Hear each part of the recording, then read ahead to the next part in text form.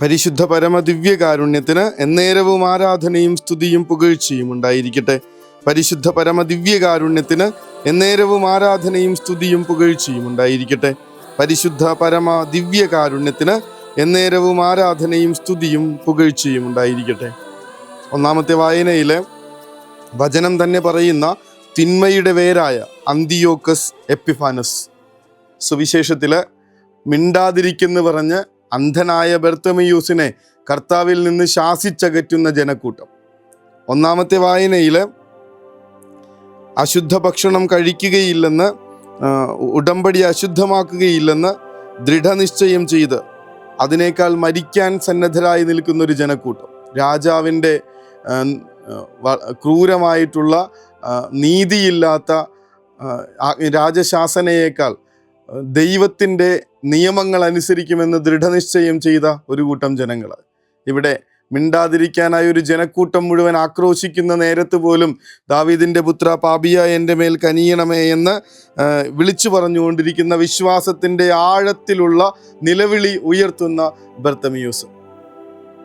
ഈ ഒരു കണക്ഷൻ നമുക്ക് വളരെ വ്യക്തമായിട്ട് ഇന്നത്തെ വചനങ്ങൾ മനസ്സിലാക്കി തരും.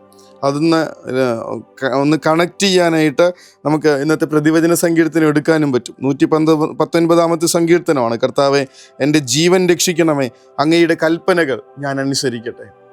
കർത്താവെ, നിന്നിലാണ് ആശ്രയം എന്ന് പറഞ്ഞ് മറ്റുള്ളവരിലേക്ക് ആരിലേക്കും അവരുടെ മർദ്ദനങ്ങളോ ഭീഷണികളോ അവരുടെ ഒച്ചപ്പാടുകളോ കേൾക്കാതെ കർത്താവിങ്കലേക്ക് മനസ്സുയർത്തി കരങ്ങളുയർത്തി നിലവിളിയോടുകൂടെ ഞങ്ങളെ രക്ഷിക്കണമേ, ഞങ്ങൾ അങ്ങയുടെ കൽപ്പനകൾ പാലിക്കാനുള്ള കൃപ തരണമേ എന്ന് പ്രാർത്ഥിച്ചു കൊണ്ടിരിക്കുന്ന മനുഷ്യർ, അവിടുന്നിലേക്ക് കർത്താവിൻ്റെ കരങ്ങളിലേക്ക് ജീവൻ വിട്ടുകൊടുത്ത, ജീവിതം മുഴുവൻ വിട്ടുകൊടുത്ത മനുഷ്യർ, അങ്ങനെയുള്ളവർ പണിതുയർത്തിയ ഒരു സഭയിൽ നമ്മളിപ്പോഴും കോംപ്രമൈസുകളിലൂടെ കടന്നു പോകുന്നുവല്ലോ എന്നുള്ളത് നമ്മളെ സങ്കടപ്പെടുത്തേണ്ടുന്ന കാര്യം.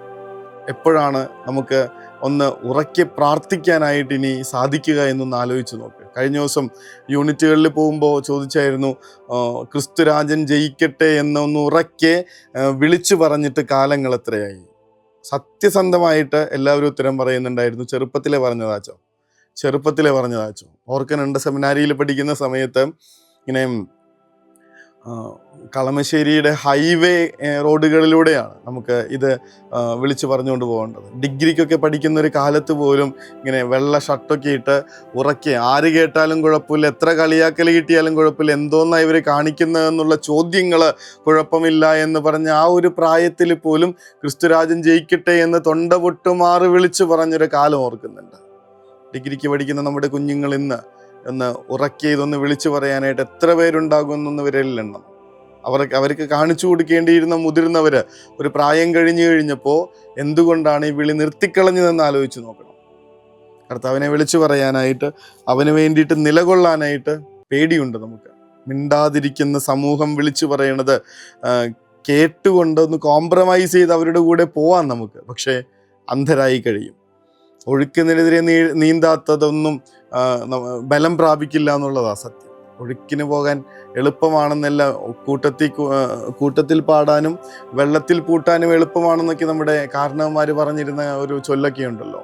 പക്ഷെ ഇവിടെ മിണ്ടാതിരിക്കാൻ പറയുമ്പോഴും ദൈവമാണെൻ്റെ ആശ്രയം, കർത്താവെ അങ്ങിൽ ആശ്രയിക്കുന്നു എന്ന് പറഞ്ഞ് വിശ്വാസത്തോടു കൂടെ വിളിച്ചു പറയാൻ ധൈര്യം കാണിക്കുന്ന മനുഷ്യർ, അങ്ങനെയാവാൻ വേണ്ടിയിട്ടാണ് സുവിശേഷം നമ്മളോട് പറയണേ. ഒന്നാമത്തെ വായനയിൽ തിന്മയുടെ വേരായ എപ്പിഫാനസ് എന്ന് പറഞ്ഞ ആ നാട്, ആ ഒരു കാലം ക്രൂരതയുടെ പര്യായമായി ഓർത്തു വെച്ചിരിക്കുന്ന ഒരു ചക്രവർത്തിയുടെ മുൻപിൽ ദൈവത്തിന് വേണ്ടി നിലകൊള്ളാൻ ദൃഢനിശ്ചയം ചെയ്ത ചില മനുഷ്യർ നമ്മളെ പുളകം കൊള്ളിക്കുക തന്നെ വേണം. വെറുതെ നമ്മൾക്ക് ഇങ്ങനെ ഉൾക്കൊള്ളിര് നൽകാൻ വേണ്ടി മാത്രമല്ല, നേരെ മറിച്ച് നമ്മുടെ വിശ്വാസം ജീവിക്കാനുള്ള ബലം പകരുന്ന മനുഷ്യരായി അവരെ ഒന്ന് കൂട്ടുപിടിക്കണം നമുക്ക്. ബ്രാനെ, അങ്ങയുടെ നിയമങ്ങൾ ഞങ്ങൾ പാലിക്കട്ടെ, അങ്ങയിൽ ആശ്രയിച്ചുകൊണ്ട് ജീവിക്കാൻ പറ്റട്ടെ, ഒരാളുടെ മുൻപിലും തല കുനിക്കാതെ നിനക്ക് വേണ്ടിയുള്ള സാക്ഷികളായി മാറാൻ, നിന്നിൽ ആശ്രയിച്ച് ജീവിക്കാൻ, ആ ഒരു ഏറ്റുപറച്ചിലൂടെ നിന്റെ അനുഗ്രഹങ്ങൾക്ക് പാത്രീഭവിക്കാൻ കർത്താവെ ഞങ്ങളെ അനുഗ്രഹിക്കണമേ എന്ന് അപേക്ഷിക്കാം. ഇന്നത്തെ തിരുനാൾ ആഘോഷിക്കുന്ന വിശുദ്ധ നമ്മൾ 29-ാമത്തെ വയസ്സിൽ രാജ്ഞിയായിരുന്നു, മരിച്ചുപോയതാ. 29 വയസ്സിൽ മരിച്ചുപോയതാ.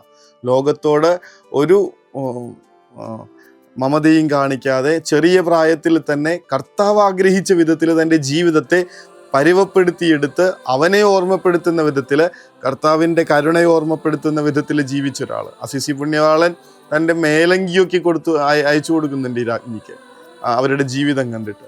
അത്രയ്ക്ക് കർത്താവിനെ ഉള്ള കഴിഞ്ഞ് സ്നേഹിച്ച, കർത്താവിന് വേണ്ടി നിലകൊണ്ട, ഏതൊരു ജീവിതാവസ്ഥയുടെ വലിയ സമൃദ്ധിയിൽ നിൽക്കുമ്പോഴും അവിടുത്തെ ലാളിത്യത്തോട് ചേർന്ന് നിന്ന, അവിടുത്തെ കരുണ ജീവിച്ച ഒരു വിശുദ്ധയുടെ തിരുനാൾ. കർത്താവെ, ഞങ്ങൾക്കും ഈ ഒരു കൃപ തരണമേ എന്ന് പ്രാർത്ഥിക്കാം. ആരൊക്കെ എന്തൊക്കെ പറഞ്ഞാലും, ഈ ലോകം മുഴുവൻ ഞങ്ങളോട് മിണ്ടാതിരിക്കാൻ പറഞ്ഞാലും, അങ്ങയെ വിളിച്ചു പറയുന്ന ജീവിതം, ഉച്ചത്തിൽ അങ്ങയെ ഓർമ്മപ്പെടുത്തുന്ന ജീവിതം ജീവിക്കാൻ ഞങ്ങൾക്ക് കൃപ തരണമേ എന്ന പ്രാർത്ഥനയോടുകൂടെ കർത്താവിൻ്റെ സ്നേഹത്തിനായി, അവിടുത്തെ സംരക്ഷണത്തിനായി, അതിലുമുപരി അവിടുത്തെ വിളിച്ചു പറയാനായിട്ടുള്ള തീക്ഷ്ണതയ്ക്കായി പ്രാർത്ഥിച്ചുകൊണ്ട് ഈശോയുടെ തിരുമുൻപിൽ നമുക്ക് ആശീർവാദത്തിനായി മുട്ടുകൾ മടക്കാം.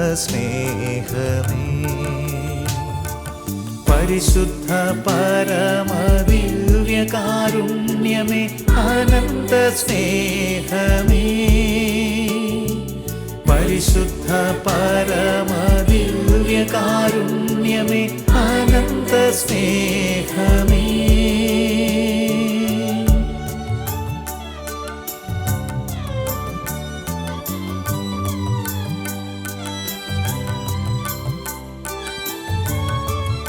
പരിശുദ്ധ പരമ ദിവ്യകാരുണ്യത്തിന് എന്നേരവും ആരാധനയും സ്തുതിയും പുകഴ്ചയും ഉണ്ടായിരിക്കട്ടെ. പരിശുദ്ധ പരമ ദിവ്യകാരുണ്യത്തിന് എന്നേരവും ആരാധനയും സ്തുതിയും പുകഴ്ചയും ഉണ്ടായിരിക്കട്ടെ. പരിശുദ്ധ പരമ ദിവ്യകാരുണ്യത്തിന് എന്നേരവും ആരാധനയും സ്തുതിയും പുകഴ്ചയും ഉണ്ടായിരിക്കട്ടെ. മിണ്ടാതിരിക്കാനല്ല, അവിടുത്തെ വാഴ്ത്തിപ്പുകഴ്ത്താനാണ് എനിക്ക് ഈ നാവുകൾ തന്നിരിക്കുന്നതെന്നുള്ള തിരിച്ചറിവുണ്ടാകണം. ഉറക്കത്തിൽ നിന്ന് എഴുന്നേൽപ്പിക്കുമ്പോൾ പോലും ഈശോ എന്ന് വിളിച്ചു പറയുന്നത്ര സ്നേഹവും കർത്താവിൻ്റെ നാമത്തോടുള്ള ആദരവും ഉണ്ടായിരിക്കണം. ഉള്ളിൽ കാത്തു സൂക്ഷിക്കണം. ആര് വിളിച്ചെഴുന്നേൽപ്പിച്ചാലും ആദ്യം വിളിച്ചു പറയണത് അവൻ്റെ നാമമായിരിക്കണം നമുക്ക്. കർത്താവെ, അതിനുള്ള കൃപയ്ക്ക് വേണ്ടി ഞങ്ങൾ അങ്ങയുടെ തിരുമുൻപിൽ പ്രാർത്ഥിച്ചുകൊണ്ട് രാത്രി ഉറക്കത്തിലേക്ക് പോകുന്നു. സ്വപ്നങ്ങളിൽ അങ്ങ് ഞങ്ങൾക്ക് ആശീർവാദം നൽകണമേ എന്ന് പ്രാർത്ഥിച്ചുകൊണ്ട് സ്വർഗ്ഗം അനുഗ്രഹിക്കട്ടെ. കരുണ തൻ കയർ പിടിച്ച് നയിച്ചിടും സ്നേഹമേ, ദിവ്യകാരുണ്യ സ്നേഹമേ, പരിശുദ്ധ സ്നേഹമേ, പരിശുദ്ധ പരമദിവ്യകാരുണ്യമേ, അനന്ത സ്നേഹമേ, പരിശുദ്ധ പരമദിവ്യകാരുണ്യമേ, അനന്ത സ്നേഹമേ.